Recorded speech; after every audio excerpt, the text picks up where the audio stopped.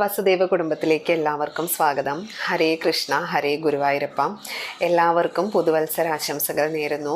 ആയുരാരോഗ്യ സൗഖ്യവും ദീർഘായുസ്സും എല്ലാ ഐശ്വര്യങ്ങളും നൽകി ഭഗവാൻ എല്ലാവരെയും അനുഗ്രഹിക്കട്ടെ.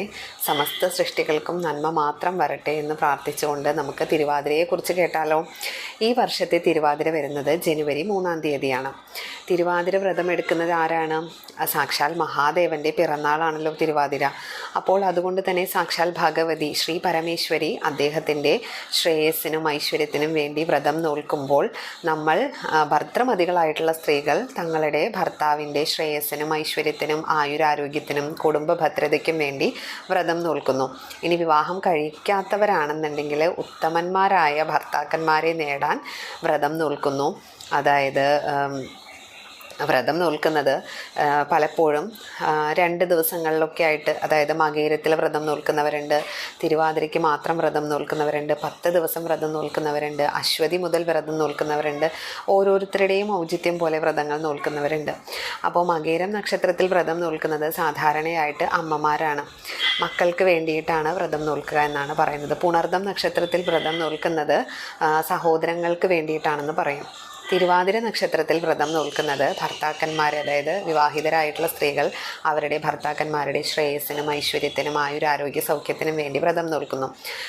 ഇനി വിവാഹം കഴിക്കാത്ത സ്ത്രീകളാണെങ്കിൽ ഉത്തമരായിട്ടുള്ള ഭർത്താക്കന്മാരെ നേടാനായിട്ട് വ്രതം നോൽക്കുന്നു. അപ്പോൾ ഇതെല്ലാം തിരുവാതിരയുമായിട്ട് ബന്ധപ്പെട്ട കാര്യങ്ങളാണ്. ഇനി വ്രതം നോൽക്കുന്നത് എങ്ങനെയാണ്? അതായത് പുലർച്ചെ തന്നെ എഴുന്നേറ്റ് കുളിച്ച്, അതായത് സൂര്യോദയത്തിന് മുൻപേ എഴുന്നേറ്റ് തുടിച്ചു കുളിക്കുക എന്നാണ് പറയുക. അതായത് പണ്ടുള്ള കാലഘട്ടങ്ങളിലെല്ലാം കുളത്തിലാണല്ലോ കുളിച്ചിരുന്നത്, അതുകൊണ്ട് തുടിച്ചു കുളിക്കുക എന്നാണ് പറയുക.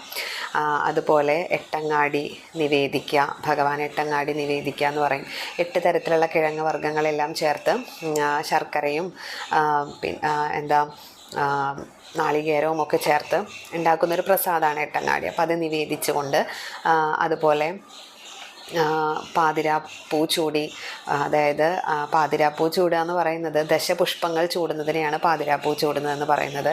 പാതിരാപ്പൂ ചൂടി തിരുവാതിര കളി കളിച്ച് അങ്ങനെ പലതരത്തിലും തിരുവാതിര ആഘോഷിക്കുന്നവരുണ്ട്.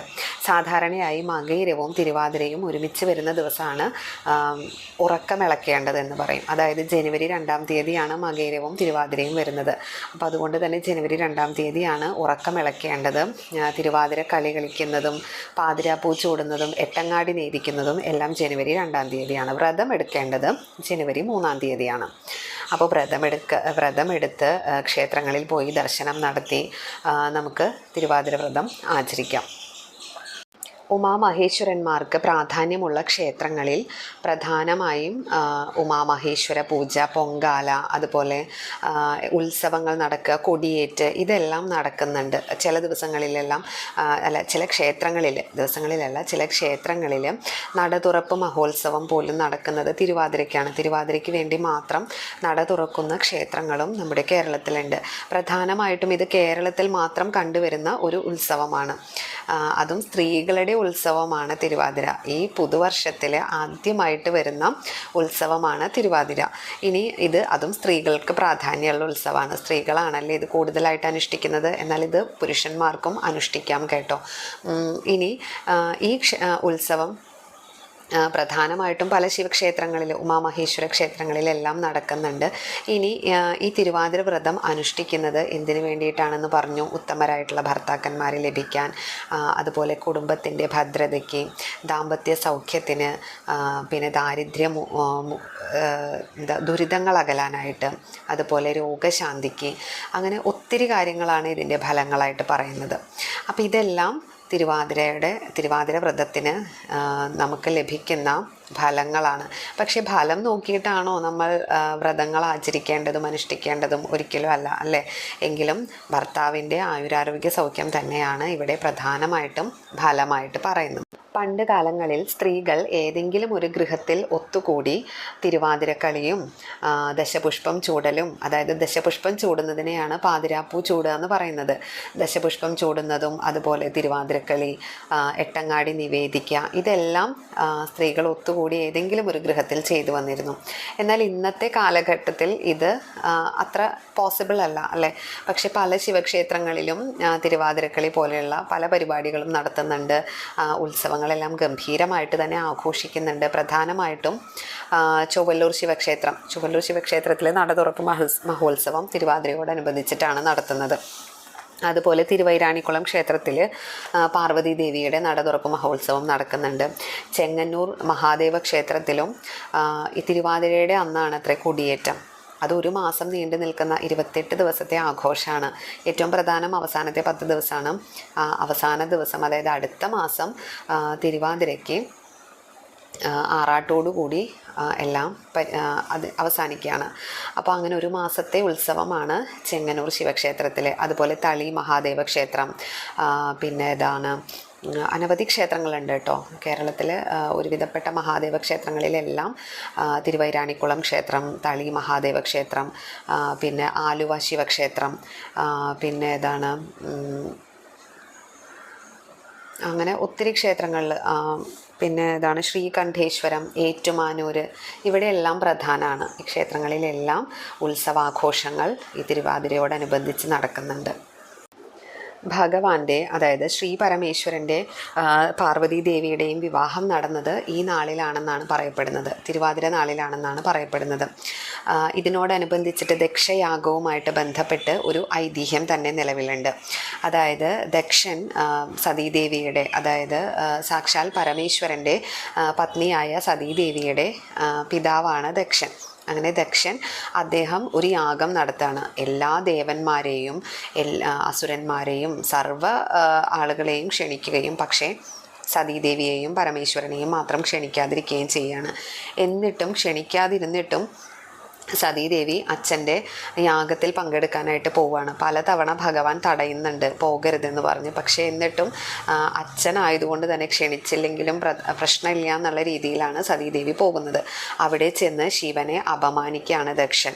ആ അപമാന ഭാരം കൊണ്ട് സതീദേവി ആത്മാഹുതി ചെയ്യാണ്. ഇതറിഞ്ഞ മഹാദേവനാണെങ്കിലോ കോപാകുലനായി തൻ്റെ ജട നിലത്തടിക്കുകയും ആ ജടയിൽ നിന്ന് വീരഭദ്രനും ഭൂതഗണങ്ങളും എല്ലാം ഉണ്ടാവുകയും ചെയ്തു. അങ്ങനെ ഇവരെല്ലാം ചേർന്ന് ദക്ഷനെ വധിക്കുകയാണ് ചെയ്യുന്നത്. അതിനുശേഷം മഹാദേവൻ ഹിമാലയ സാനുക്കളിൽ പോയിട്ട് തപസ് അനുഷ്ഠിച്ചു എന്നാണ് പറയുന്നത്. കഠിനമായിട്ടുള്ള അതിഘോരമായ തപസ്സാണ് അദ്ദേഹം അനുഷ്ഠിക്കുന്നത്. പക്ഷേ അതേസമയം താരകാസുരൻ എന്ന അസുരൻ്റെ ശല്യം സഹിക്കവയ്യാതെ ദേവന്മാരെല്ലാം പൊറുതിമുട്ടുകയാണ്. സതീദേവിയാണെങ്കിലോ ഹിമവാന്റെ പുത്രിയായ പാർവതി ദേവിയായിട്ട് പുനർജനിക്കുകയും ചെയ്തു. അവൾ പാർവതി ദേവി തൻ്റെ ഭഗവാനെ, അതായത് സാക്ഷാൽ പരമേശ്വരനിൽ ചേരാനായി അദ്ദേഹത്തിന് ഭർത്താവായി ലഭിക്കാനായിട്ട് പാർവതി ദേവിയും തപസ്സനുഷ്ഠിക്കുകയാണ്. അപ്പോൾ ദേവന്മാരെല്ലാവരും ചേർന്ന് ഇവരുടെ ഒരു സമാഗമം നിശ്ചയമായിട്ടും സംഭവിക്കണം, എങ്കിൽ മാത്രമേ താരകാസുരനെ വധിക്കാൻ സാധിക്കൂ. കാരണം ശിവപുത്രനാൽ മാത്രമേ താരകാസുരന് അന്ത്യം സംഭവിക്കൂ എന്നാണ് അതിന് വരം ലഭിച്ചിരിക്കുന്നത്, അസുരന് വരം ലഭിച്ചിരിക്കുന്നത്. അതുകൊണ്ട് തന്നെ പാർവതി ദേവിയുടെയും ശിവഭഗവാന്റെയും പരിണയം സംഭവ്യമാകേണ്ടത് അത്യാവശ്യമായിരുന്നു. ഇവിടെ പലതരത്തിലുള്ള തടസ്സങ്ങളും കാണുന്നുണ്ട്. കാരണം ഭഗവാനാണെങ്കിലോ പരമേശ്വരനാണെങ്കിലോ അദ്ദേഹം ഘോരമായ തപസ്സിലാണ്. പാർവതീദേവി ആണെങ്കിലും അദ്ദേഹത്തെ ലഭിക്കാനായിട്ടുള്ള വ്രതനിഷ്ഠയോട് കൂടിയിട്ടുള്ള തപസ്സിലാണ്. അപ്പോൾ ഇതിനിടയിൽ എങ്ങനെ ഇവരുടെ പരിണയം സാധ്യമാകും? അങ്ങനെ ദേവന്മാരെല്ലാവരും ചേർന്ന് കാമദേവനെ സമീപിക്കുകയാണ്. കാമദേവനോട് അഭ്യർത്ഥിക്കുകയാണ് എങ്ങനെയെങ്കിലും ഭഗവാന്റെ തപസ് മുടക്കണമെന്ന്. അങ്ങനെ കാമദേവനും രതിദേവിയും ചേർന്ന് അദ്ദേഹത്തിൻ്റെ തപസ് മുടക്കാനായിട്ട്, പഞ്ചബാണനാണല്ലോ കാമദേവൻ, അദ്ദേഹത്തിൻ്റെ ആ പഞ്ചബാണങ്ങളെയ്ത് പുഷ്പബാണങ്ങളെയ്ത് സാക്ഷാൽ പരമേശ്വരൻ്റെ തപസ് മുടക്കാണ്. ഇതിൽ ഈ ഘോരമായ തപസ്സാണല്ലോ അദ്ദേഹം അനുഷ്ഠിക്കുന്നത്. അതിന് ഭംഗം വരുത്തിയ കാമദേവനെ തൻ്റെ തൃക്കണ്ണ് തുറന്ന് അഗ്നിയിൽ ദഹിപ്പിക്കുകയാണ് ഭഗവാൻ ചെയ്യുന്നത്. ഇതറിഞ്ഞ സതീദേവി കരഞ്ഞു വിലപിച്ചുകൊണ്ട് പാർവതീദേവിയുടെ അടുത്തേക്ക് ഓടി വരികയാണ്. അവിടെ ചെന്ന് ഭഗവതിയോട് എല്ലാ കാര്യങ്ങളും വിഷമങ്ങളും പറഞ്ഞ് കരയുകയാണ്. അങ്ങനെ ദേവിയും മറ്റ് ദേവസ്ത്രീകളും രതീദേവിയും എല്ലാവരും ചേർന്ന് ഭഗവാനെ വ്രതമെടുത്ത് അദ്ദേഹത്തിൻ്റെ ഒരു താല്പര്യത്തിന് വേണ്ടിയിട്ട് അല്ലെങ്കിൽ വ്രതമെടുത്ത് ഭഗവാനെ സംതൃപ്തിപ്പെടുത്താൻ ശ്രമിക്കുകയാണ്. അതിൽ സംപ്രീതനായിട്ടുള്ള ഭഗവാൻ പാർവതീ ദേവിയിൽ അനുരക്തനായി പാർവതീ ദേവിയെ തൻ്റെ വാമഭാഗത്ത് ചേർക്കുകയും രതീദേവിക്ക് തൻ്റെ ഭർത്താവിനെ തിരികെ നൽകുകയും ചെയ്തു. ഇത് മകേരം നക്ഷത്രത്തിലാണ് കേട്ടോ കാമദേവനെ പുനർജനിപ്പിക്കുന്നത്. അങ്ങനെ സാക്ഷാൽ ഭഗവതിയെ തൻ്റെ വാമഭാഗത്തോട് ചേർക്കുകയും ചെയ്തത് ഈ തിരുവാതിര നക്ഷത്രത്തിലാണെന്ന് പറയപ്പെടുന്നുണ്ട്. അതിൻ്റെ എല്ലാം ഓർമ്മയുടെ ഫലമായിട്ടാണ് പാർവതീ ദേവി വനത്തിൽ ഓടിച്ചാടി കളിച്ച് സന്തോഷം കൊണ്ട് ആടിത്തിമിർത്ത് അതുപോലെ കേശാലങ്കാരം ചെയ്ത് അങ്ങനെ സന്തോഷം കൊണ്ട് തിമിർക്കുന്ന ഒരു ഉത്സവമാണ് ഈ തിരുവാതിര എന്ന് പറയുന്നത്. അതേ സന്തോഷം തന്നെയാണ് സ്ത്രീകളായിട്ടുള്ള നമ്മളെല്ലാവരും അനുഭവിക്കുന്നത് അന്നേ ദിവസം. അതായത് സ്ത്രീകളുടെ ഉത്സവമാണല്ലോ തിരുവാതിര. അപ്പോൾ അന്ന് തന്നെ രാവിലെ എഴുന്നേറ്റ് തൊടിച്ച് കുളിച്ച് പാതിരാപ്പൂ ചൂടി എട്ടങ്ങാടി നേദിച്ച് തിരുവാതിര കളിച്ച് അങ്ങനെ നമ്മൾ ആടി തിമിർക്കുന്ന ഒരു ഉത്സവം തന്നെയാണ് തിരുവാതിര. അപ്പോൾ ഇതിൻ്റെ പിന്നിൽ ഇങ്ങനെ ഒരു ഐതിഹ്യം കൂടി. അപ്പോൾ തിരുവാതിര വ്രതം അനുഷ്ഠിക്കേണ്ടത് ഇത്തവണ തിരുവാതിര വരുന്നത് ജനുവരി 3-ാം തീയതി ശനിയാഴ്ചയാണ്. അതായത് മകീരം സ്റ്റാർട്ട് ചെയ്തിട്ടുള്ളത് ഇന്നാണ്. അതായത് ഇന്നെന്ന് പറഞ്ഞാൽ ജാനുവരി 1-നാണ്. മകീരം 10:48 മുതൽ ജനുവരി 2-ാം തീയതി 8:04 വരെയാണ് മകീരം. അതുപോലെ തിരുവാതിര 8:04 മുതൽ ജനുവരി 2-ാം തീയതി 8:04 മുതൽ അടുത്ത ദിവസം ജനുവരി 3-ാം തീയതി 5:28 വരെയാണ്. അപ്പോൾ സന്ധ്യയ്ക്ക് തിരുവാതിര അവസാനിക്കുകയാണ്. അപ്പോൾ ഈ ദിവസങ്ങളിൽ ഈ സമയത്ത് നമ്മൾ പ്രത്യേകമായിട്ടും ചെയ്യേണ്ടത്, അതായത് ഉറക്കമിളക്കണം എന്നാണല്ലോ തിരുവാതിര അനുഷ്ഠിക്കുന്നുണ്ടെങ്കിൽ അരിയാഹാരം പാടില്ല. അതുപോലെ നമ്മൾ പ്രധാനമായിട്ട് എന്താണെന്ന് ചെയ്യുന്നത്, പുഴുക്കൊക്കെ ഉണ്ടാക്കി കഴിക്കും ഇല്ലേ. അതുപോലെ കൂവ കുറുക്കി പായസം ഉണ്ടാക്കും, പിന്നെ പുഴുക്കുണ്ടാക്കും. ഇതൊക്കെയാണ് തിരുവാതിരയ്ക്ക് പ്രധാനം. ഇനി മകീര ആണെങ്കിൽ നമ്മൾ ഒരിക്കൽ ഊണൊക്കെ ആയിരിക്കും ചെയ്യുന്നത്. ഒരിക്കൽ ഊണ് പരമാവധി അരിയാഹാരം ഒന്നും കഴിക്കാണ്ട് ഗോതമ്പ്, പഴവർഗ്ഗങ്ങൾ, പാൽ ഇതൊക്കെ വേണമെങ്കിൽ കഴിച്ചുകൊണ്ട് നമുക്ക് വ്രതം അനുഷ്ഠിക്കാം. അപ്പോൾ 2-ാം തീയതിയാണ് മകീരം അനുഷ്ഠിക്കേണ്ടത്. അപ്പോൾ 2-ാം തീയതിയാണ് മകീരവും തിരുവാതിരയും കൂടി വരുന്നത്. അതുകൊണ്ട് ഉറക്കമിളക്കേണ്ടത് ജനുവരി 2-ാം തീയതി, അതായത് നാളെയാണ് ഉറക്കമിളക്കേണ്ടത്. അപ്പോൾ അന്ന് തന്നെയാണ് ദശപുഷ്പങ്ങൾ ചൂടുക. അതുപോലെ അതായത് പാതിരാപ്പൂ ചൂടുക എന്ന് പറയും. ഈ പൂത്തിരുവാതിര എന്ന് പറയുന്നത് എന്താണ്, വിവാഹം കഴിഞ്ഞ ആദ്യത്തെ തിരുവാതിരയാണ് പൂത്തിരുവാതിര എന്ന് പറയുക. അപ്പോൾ ഈ ദശപുഷ്പം ചൂടുന്നതിനെയാണ് പാതിരാപ്പൂ ചൂടുക എന്ന് പറയുന്നത്. അപ്പോൾ ദശപുഷ്പം ചൂടി തിരുവാതിര കളി കളിച്ച് എട്ടങ്ങാടി നേദിച്ച് ഭഗവാന്റെ പ്രധാനപ്പെട്ട ഒരു നേദിയാണ് കേട്ടോ എട്ടങ്ങാടി നേദിക്കുക എന്ന് പറയുന്നത്. അരിമാവൊക്കെ അരച്ച് കോലം വരച്ച് വിളക്ക് വെച്ച് ഭഗവാന് നേദിക്കുക, ഈ എട്ടങ്ങാടി നേദിക്കുക, എന്നിട്ട് അത് കഴിക്കുക. ഇതാണ് പ്രധാനം. അതുപോലെ തിരുവാതിരക്കളി, ഇത്തരം കാര്യങ്ങളെല്ലാം ജനുവരി 2-ാം തീയതിയാണ്, രാത്രിയിലാണ് ഉറക്കമിളക്കേണ്ടതുമല്ല. പിന്നെ 3-ാം തീയതിയാണ് നമ്മൾ തിരുവാതിരയായിട്ട് ആഘോഷിക്കുന്നത്. അന്ന് ശിവക്ഷേത്രങ്ങളിൽ പോകാം. അതുപോലെ നമുക്ക് കൂവ കൊണ്ട് പായസം ഉണ്ടാക്കാം, പുഴുക്കുണ്ടാക്കി കഴിക്കാം. പിന്നെ പരമാവധി നമുക്ക് നാമജപങ്ങളിൽ മുഴുകാം. സഹസ്രനാമങ്ങൾ, ശിവസഹസ്രനാമം ജപിക്കാം. അതുപോലെ പഞ്ചാക്ഷരി മന്ത്രമായിട്ടുള്ള ഓം നമഃ ശിവായ ജപിക്കാം. അപ്പോൾ ഇതെല്ലാം നമുക്ക് തിരുവാതിര ദിവസം തന്നെ ചെയ്യാവുന്നതാണ്. ദശപുഷ്പങ്ങൾ ചൂടുന്നത് പ്രധാനമാണെന്ന് പറഞ്ഞല്ലോ. ദശപുഷ്പങ്ങൾ ചൂടിയാലേ വ്രതം പൂർണ്ണമാകൂ എന്നാണ് പറയുന്നത്. ഈ ദശപുഷ്പങ്ങൾ എന്നാൽ 10 തരം പുഷ്പങ്ങൾ ഔഷധ ഗുണമുള്ള പുഷ്പങ്ങളാണെന്നാണ് പറയുന്നത്. ഇത് വേരോടെ പറിച്ചെടുത്ത് കമുകിൻ പൂക്കുല ചേർത്താണത്രേ മുടിയിൽ ചൂടേണ്ടത്. ഇനി ഏതൊക്കെയാണ് ഈ 10 പുഷ്പങ്ങളെന്ന് നമുക്ക് നോക്കണ്ടേ. അതായത് കറുക, വിഷ്ണുക്രാന്തി, മുക്കുറ്റി, പൂവാങ്കുറുനില, നിലപ്പന, കയ്യൂന്നി, ഉഴിഞ്ഞ, മുയൽ ചെവിയൻ, ചെറൂള, തിരുതാളി. ഇതാണ് 10 പുഷ്പങ്ങൾ, ദശപുഷ്പങ്ങൾ എന്ന് പറയുന്നത്. ഇനി ഇതിന് ഓരോന്നിനും ഓരോ പ്രത്യേകത ഉണ്ട് കേട്ടോ. അതായത് കറുക എന്ന് പറയുന്നത് അതിൻ്റെ അതിദേവത എന്ന് പറയുന്നത് സൂര്യഭഗവാനാണ്. സൂര്യനാണ് കറുകയുടെ ദേവത. ഇത് ചൂടുന്നത് വഴി നമുക്ക് എന്ത് സംഭവിക്കും, രോഗവ്യാധികളെല്ലാം മാറും എന്നാണ് പറയുന്നത്. വിഷ്ണുക്രാന്തി ആണെങ്കിലോ അതിൻ്റെ അതിദേവത മഹാവിഷ്ണുവാണ്. വിഷ്ണുപദം പോകുമെന്നാണ് പറയുന്നത്. ഇനി മുക്കുറ്റിയുടെ അതിദേവതയായിട്ട് വരുന്നത് പാർവതി ദേവിയാണ്. ഭർത്തൃ സൗഖ്യമാണ് ഫലമായിട്ട് വരുന്നത്. മുക്കുറ്റി ചൂടിയാൽ ഭർത്തൃ സൗഖ്യം ലഭിക്കും. ഇനി പൂവാങ്കുറുനിലയാണെങ്കിലോ അതിദേവതയായിട്ട് വരുന്നത് ബ്രഹ്മാവാണ്. ദാരിദ്ര്യ ദുഃഖം അകലുമെന്നാണ് അതിൻ്റെ ഫലം. നിലപ്പനയാണെങ്കിലോ ശിവനാണ്, പരമേശ്വരനാണ്. പാപങ്ങളെല്ലാം കഴുകിക്കളയും. കയ്യൂന്നിയാണെങ്കിൽ മഹാലക്ഷ്മിയാണ് ദേവതയായിട്ട് വരുന്നത്. സൗന്ദര്യം ലഭിക്കും എന്നാണ്. ഉഴിഞ്ഞയാണെങ്കിൽ ഭൂമിദേവിയാണ് ഉഴിഞ്ഞയുടെ അതിദേവത. ബുദ്ധിമതിയാവും എന്നാണ് പറയുന്നത്. മുയൽ ചെവിയനാണെങ്കിലോ കാമദേവനാണ് അതിൻ്റെ ദേവത. അഭീഷ്ടസിദ്ധിയാണ് ഫലമായിട്ട് പറയുന്നത്.